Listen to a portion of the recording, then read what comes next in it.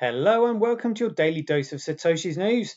Today's date is Thursday, the 27th of November, 2025. The year BSV comes alive. Branch your threads, expand your mind with treechat.ai or your post put on chain.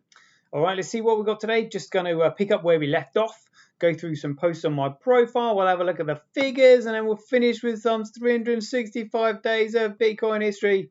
We've got a funny one today, as you'll see from this picture. There we go. Check it out. This is what happened. This is the anniversary of what happened on the 27th of November, 2017. Absolutely hilarious. Right, let's get into it. Satoshi, like a cowboy in the West, riding on the blockchain that they call the very best. 1 million strong, them transactions flying free. Just wait for the Teranode, you'll surely see.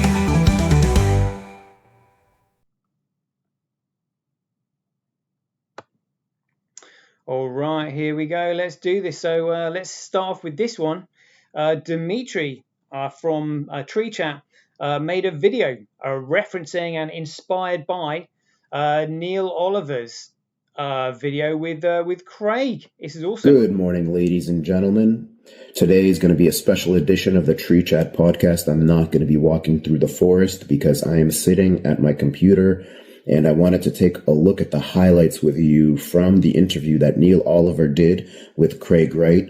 Thank you, Neil, for doing that interview. I know you probably got a lot of flack and it wasn't the popular choice, but I think it's the right choice. And I wanted to go over how the interview resonated with me personally and with the work that we're doing at TreeChat to kind of answer the call that Craig is making in this video, the call to action. Here are the stakes. Here's the idea. I hope someone takes this up and fights for it beyond me. That's an awesome video. It's a 12-minute video. I'd recommend watching that. There's lots of little clips that he's cut out, and he explains how the video is inspiring and how TreeChat is aiming to fulfill some of those goals with Bitcoin. Yeah, brilliant video that. So just had to mention that. Shout out to Dimitri there. Fantastic stuff. I need to mention this one. This is why the world needs Bitcoin. So this was Marks and Spencer's admitting that their profits had fallen at 99%, or something like that, from 400 million to just 4 million in the first quarter of 2024, was it, or something like that? And anyway, it was due to the cyber attack where they couldn't process any online orders or payments because of the cyber attack. So again, this is why the world needs Bitcoin, so it can't be cyber attacked. This is the whole point of the Bitcoin network. It's not susceptible to cybersecurity attacks or virus software because of the use of blockchain technology. It's absolutely sensational. So that's why I put that video on there, and I said this is why the world needs Bitcoin. Had to mention this. He said they thought no one would notice when they dropped off the wrong engine on 9/11. They were like, that engine they were saying was meant to be on a United Airlines flight, but it was the wrong type of engine. So again, it's all staged. It's all set up. We got it back, said here, 1.3 million foreign-born universal credit claimants equals £6 billion a year. But Labour go after British-born workers to pay for them. Let that sink in. So this lady here was pointing out that literally, in fact, it's only 28 seconds. Have a quick listen. She said 1 in 6 people on universal credit are not British nationals. Have a listen. There are 1.3 million people who aren't Brits who are on universal credit. They didn't publish how much they're receiving in pounds and pence. They did it just on the number of people. But if they are on the basic rate for somebody over 25, that's £6 billion a year. And it's about 1 in 6 of all of the people who are on universal credit aren't Brits. And given all of the conversations that we're having at the moment about the welfare bill, we've seen how impossible this government has found it to cut anything off the welfare bill at all, which is rapidly ballooning. I think most people would think it's crazy that 1 in 6 people that is getting universal credit isn't even British. Absolutely, absolutely, it's crazy, but they're purposely going out, and lots of people have said this, they're purposely going out to destroy the economy. You know, literally, they don't want a nation of shopkeepers. They literally want a nation of, government control. They want a socialist state that the government controls, that they control to fulfill their religious prophecy. I had to put this video in there because it was just phenomenal. You know, the One World Government and New World Order, the plan to destroy America, explained by Robert Welsh in 1958. He knew it. It was a phenomenal speech, this one. Relying on most heavily. And this is taking us over by a process so gradual and insidious that communist rule is slipped over so far on the American people before they ever realize it is happening. The process in that direction is going on right now, gradually but surely, and with ever-increasing spread and speed. There we go. He outlines the plan beautifully in that. But back then, there was nothing anybody could do about it, and nobody was really aware of it, apart from those who have been approached to be involved in it. Whereas now it's having a direct effect, which makes that speech so poignant. Absolutely. This is an absolute joke. Look at this. Bernie said, this is what I would call the dangerous misinformation and disinformation. A party who lied, so you would vote for them. It's hilarious. Raise taxes. We're not going to increase tax. I don't believe. Can't play that for too long because obviously the music track in the background and copyright and all that. This one, the concerned citizen, got his account back. Is that 1 million followers? Is that what he's got? Yeah, 1.1 million. Brought attention to it. The UK government today announced the £1.8 billion extra funding for mandatory digital ID. And a mandatory just means it's requested. This was a promotional clip last year from Christmas 2024. The so-called conspiracy theorists were warning yous. Next comes the social credit score, basic income, CBDCs, CO2 trackers, 15-minute cities, and essentially technocratic communism, which is what the previous video clip was warning about. Andrew Bridgen posted here, this is fascinating, from a US TV program in 2015 called The Ukraine Peace Plan. It sounds very much like the peace deal being offered now. How can that happen? Well, exactly. It's all planned. It's all theatre. As Shakespeare said, the world is a stage. And now we know why he said it, because it was even going on back then. And this was David Irving calling those that we talk about the traditional enemy. And I put the traditional enemy that always has been for the last 3,000 years. Yeah, shocking. The Telegraph reported saying schools are locked down again in secret pandemic drills. Exclusive exercise Pegasus imaged a virus deadly to children spreading around the world from an island in South Asia. And Claire Wills Harrison said here, UK exercise Pegasus, largest pandemic simulation in nearly a decade, focused on a simulation enterovirus originating from pigs and primarily killing children. Hope you're all prepared for what normally follows such an exercise. Yeah, that's exactly what happened during COVID. And Prince said here, the Illuminati bot said, Prince knew all about the ultra algorithms and predictive programming and archonic assimilation in the music industry. And he's warning about how you're not letting the internet control your mind. He knows. This was a phenomenal post there, but that was the 2006 interview. Yeah. Check this out. So this post here says, it was a gift from Russia after 9/11. It's called the Teardrop Memorial, and it has all the names of the 9/11 the victims of the 9/11 engraved at the base. Why in the hell did this get no publicity? Probably because it doesn't fit the narrative. So this was actually donated by Russia, the Teardrop Bell. But yeah, we don't hear about that, do we? Because bad man Putin and all that crap. But mind you, let's have a listen to this. So this literally statistically shows how the UK is literally the most totalitarian state in the world right now. This is absolutely insane in terms of suppressing its citizens for hurty words. Have a listen. To countries with the highest numbers of arrests for online comments in 2023. Hungary is at 10. Okay, you know what? Maybe it was like a death threat, right? You made a death threat on someone, you were arrested. Okay, Azerbaijan, which is probably not the most democratic country, is 13. Saudi Arabia, which is definitely not the most democratic country, is at 15. Egypt, 20. Vietnam, 45. The US with 340 million people, 50, right? So on and so forth. We get to the United Kingdom. Guess how many? Tell us. 12,183 arrests for online comments in 2023. That is twice the amount of Belarus, a dictatorial authoritarian regime, at 6,205, more than China at 15.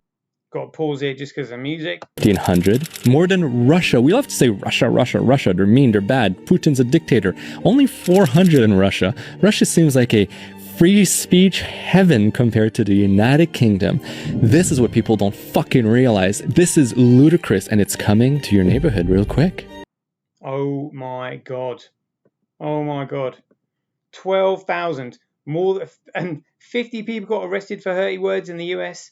Is it 400 people got arrested for hurty words in China? 12,000 in the UK. This is how absolutely ridiculous it is. And Freya said here, we all know that something is deeply wrong, but have been trained not to move. And listen to this. My voice will not be silenced. The writing machine is mine. The printing press is mine. The ink is mine. The paper is mine. And therefore the words are mine. Not parties, not the censors. I do not ask the state for permission to speak, because I do not concede that my voice was ever its property to grant or withhold. If the freedom of my speech is taken away, then dumb and silent we may be led like sheep to the slaughter. And that was a quote there from George Washington. This is what's coming, and this is why the world needs Bitcoin so badly. Because might is right. The only reason they're able to do that is because the financial system is corrupted, and that's where they get their power from, because all legal and political influence stem from economic power. All right, let's have a listen to this video from the BSVA Association. It said, meet Darren Kellenschweller, Head of Distributed Applications here at BSV Association, responsible for developing ecosystem capabilities. In this clip, Dagan explains his definition of cool and why Teranode will increase revenue opportunities for devs. And actually, I spoke to a dev earlier today who literally couldn't believe how smoothly Teranode operates.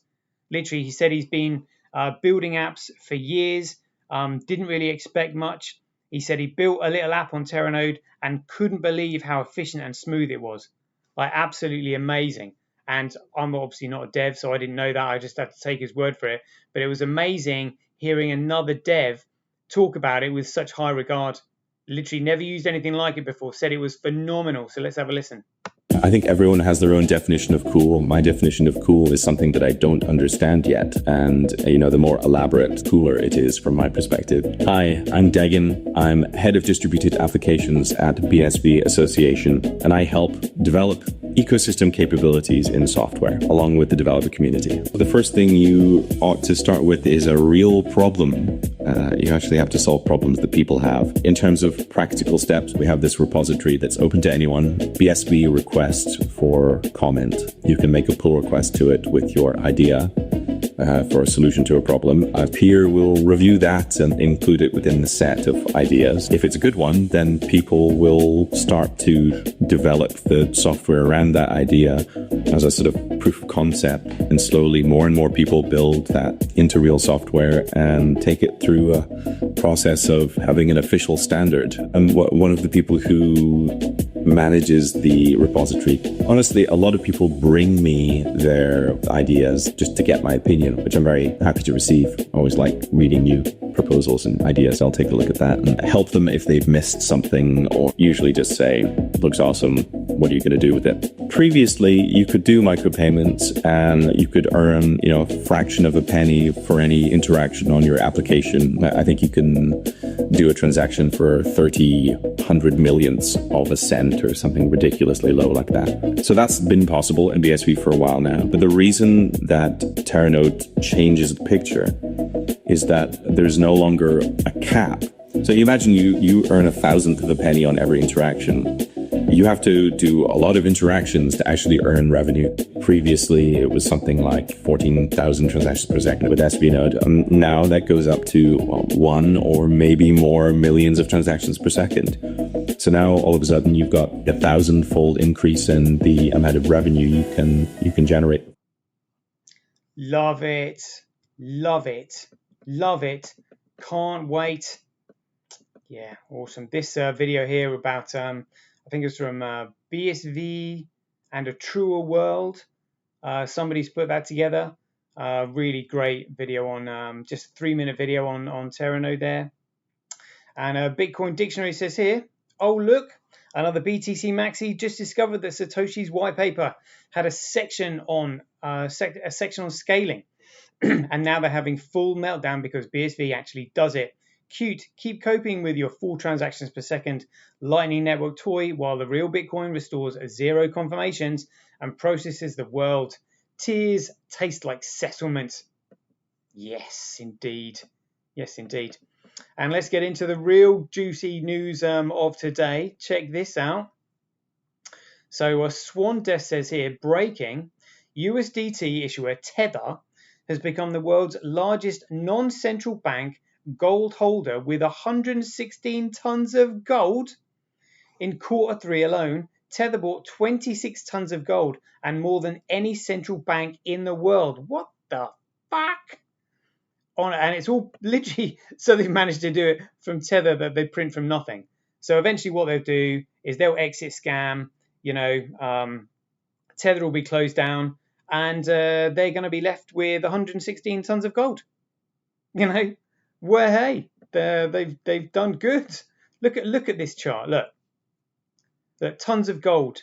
Tether, 26 tons of gold bought, more than Kazakhstan, more than Brazil, more than Turkey, more than Iraq, more than Guatemala, Chechnya, China, Ghana, and all these right the way down there. Don't even think the United Kingdom's in there. Look. Tether, look, more than Kazakhstan with all their gold reserves. Absolutely insane. So let's see what that post was saying about it. Here we go. So Endgame Macro said here, when a stable coin outbuys central banks and why Tether's gold grab actually makes sense. The red bar is Tether, the blue bars are countries. This isn't total reserves, it's net gold buying in 1 quarter. Tether added about 26 tons of gold. The next biggest buyer were Kazakhstan and Brazil, and then a string of emerging markets, central banks picking up much smaller amounts. In other words, for that quarter, a stablecoin issuer outbought every single central bank on the planet. That's wild at first glance, but if you think about the world Tether operates in, it's not random at all. Why a stablecoin central bank is stocking up on metal, Tether now sits in a strange place. It's not a country, but it functions like the shadow central bank for the crypto world. It collects huge yields on its reserve portfolio, mostly short-term treasuries and cash. That pile is growing fast, and they can't afford to keep all of it in one bucket. Look at the macro backdrop they're seeing. Rates were hiked at record speed, public debt is at record levels, and there's open talk about financial repression as the long-term way out. At the same time, geopolitics has turned money into a weapon. Russia's foreign exchange reserves getting frozen was a billboard to the rest of the world. You can see the response in official data. Emerging market central banks have been quietly shifting away from treasuries at the margin and buying gold instead. It's the oldest hedge in the book against both inflation and sanction risk. But it's funny, Tether, what you should be buying is Bitcoin. So it just goes to show you that all these shitcoiners like Tether, they still don't understand what Bitcoin is. They just see it as a way to Ponzi their way into more fiat currency. Dollar worshipping. If they actually knew what Bitcoin really was, the true potential of it, they would be all over it. But they're making the mistake buying gold and not genuine Bitcoin. They're never going to get the return on anything that they would get on the genuine Bitcoin. And maybe the cabal has hoodwinked them. Who knows? But they really should be buying BSV because they can't confiscate BSV. Yes. So Tether is just following the playbook with a crypto flavor. If your whole business is issuing dollar IOUs out of the regulated banking system, you care a lot about 2 things. 1, assets that can't easily be frozen or haircut by a single government, and 2, assets that your users intuitively trust. Gold fits both. A bar in a Swiss vault is harder to seize than a bank deposit in a US institution. And in a community that already loves hard money narratives, our reserves include physical gold as a powerful marketing line, whether you fully believe it or not. There's also a straightforward product angle. Tether issues a gold-backed token, XAUT, so it needs physical inventory anyway. Buying more metal doesn't just diversify the USD reserves, it also deepens their ability to run that whole tokenized gold business. Why it actually makes sense in this cycle. Seen from the outside, Tether bought more gold than every central bank. Sounds like peak absurdity. Seen from their balance sheet, it's consistent. They're swimming in cash from reserve income. Sovereign debt dynamics look shaky. The dollar's hegemony is still intact, but being chipped at the edges. Central banks are buying gold at the fastest pace in decades, and Tether itself lives in a legal grey zone where banking relationships can change on a headline. In that environment, swapping a slice of treasury bills for bullion is rational. It reduces their dependence on any one jurisdiction, helps them ride the same de-risk from fiat wave their users believe in, and gives them an asset that, in worst case scenario, will still value outside the traditional system. You can absolutely worry about transparency, concentrated risk, and what it means for a private opaque firm to be this big in the gold market. There are real concerns. But purely on incentives and macro, this isn't some crazy stunt. It's a logical move from an entity that has quietly started acting like a mid-sized central bank, one that doesn't trust the existing system enough to leave all of its chips on the table. But they're literally just making it up from nothing. They're literally making it up from nothing. It's absolutely insane. Absolutely insane. But, you know, they've managed to accumulate all that gold from nothing. Biggest scam going. Yeah, they're lining their own pockets.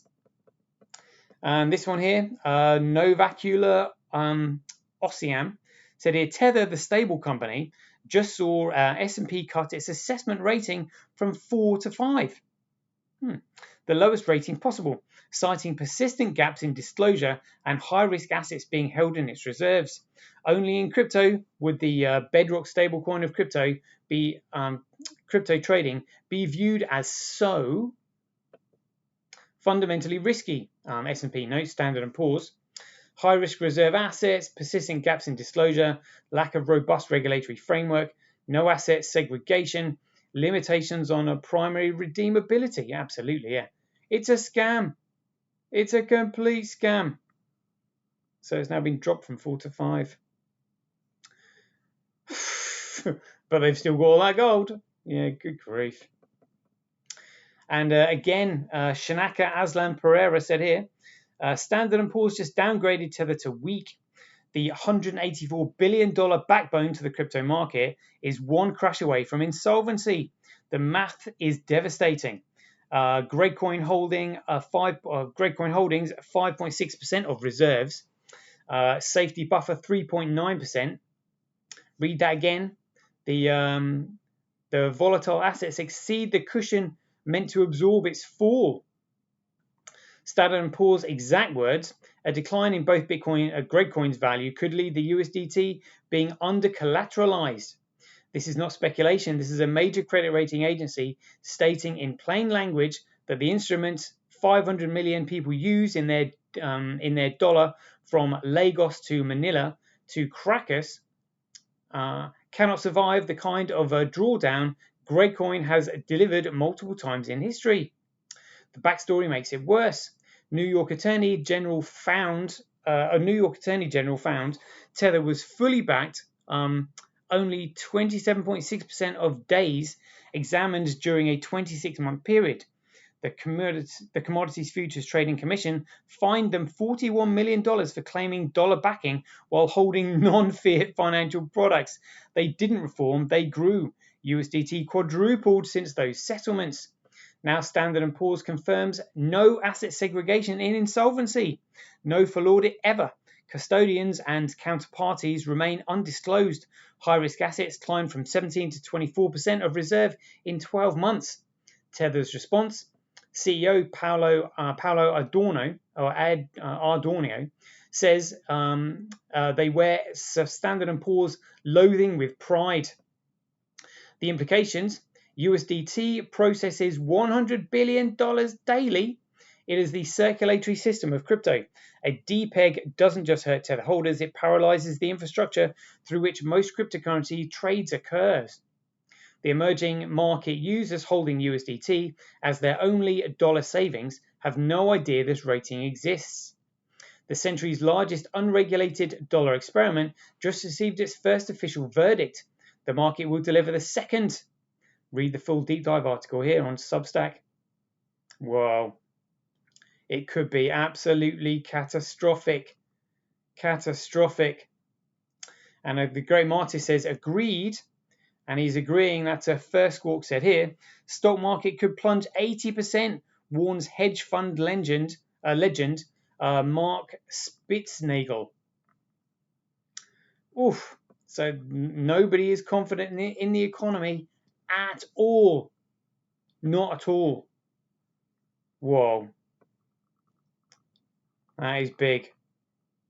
That is big. Anyway, let's have a quick look. 26, yeah, let's have a quick look at the figures then. So we got Gregcoin, $91,000, Bcrush 535, Fisher Price Cash, who cares? Bitcoin, $21, hash rate 0.02, network nodes 0.00, transactions 28.25, going up a little bit.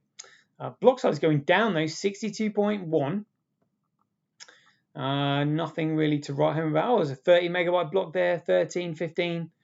More megabytes in those three blocks. And there's the entire column of Gregcoin. Gregcoin still hasn't got all of their blocks over a megabyte. Oh dear, oh dear.